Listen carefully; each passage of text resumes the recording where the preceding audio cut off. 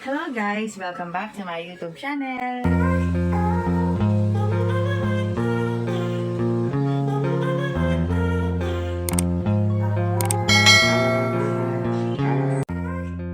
Ngayong araw, naglaban ang FPU at Lasal. Pero kapansin-pansin kung ano ang nakalagay na black band sa arm ng mga players.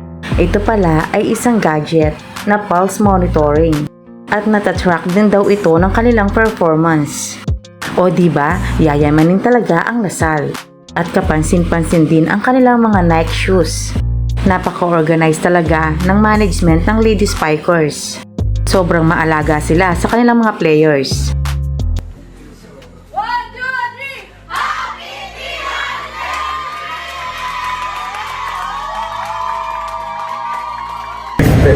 Ano lang yan? Monitoring nila. Song or pulse, pang sa pulse. Yeah. Pwede hindi siya parang decoration or something. No. Gadget yan. Recorder siya. Makikita ko yung parang screen. Natatrack ko yung performance. And then kung paano mag-recover. So, napakahirap ngayon kasi hindi natin alam kung paano tatagal yung mga players. So, kasi iba talagang i-train mo today, then tomorrow hindi mo alam kung anong nasa isip ng bata. Lalo ngayon maraming nawala. So, ang hirap ng transition. So, hindi mo alam kung hanggang kailan kasasamahan ng bata pagdating sa college. And then talagang yung mga nasa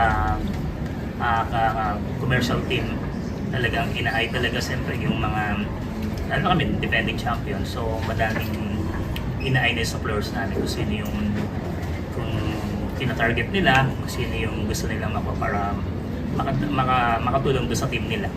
So, napakahirap kasi yung transition na sinasabi nga ni M na mahirap palitan yung position ng middle last year kasi alam naman natin yun medyo since nung senior high na-train na natin, then ito lang yung time na medyo okay na siya, pwede nang pawalan, kumbaga na-polish na natin ito.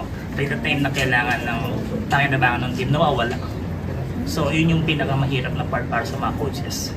So ang maganda lang ay meron kang i-train na bago at ready punan yung ganung position. So yun yung magandang nangyayari ngayon kasi may mga players ka na gusto nilang So, ayun na nga guys. Kung nagustuhan mo ang video nito, huwag mo naman sanang kalimutang mag-like at mag-subscribe. At pakipindutin mo na din ang notification bell para lagi kang updated sa aking mga videos. Thank you! Bye!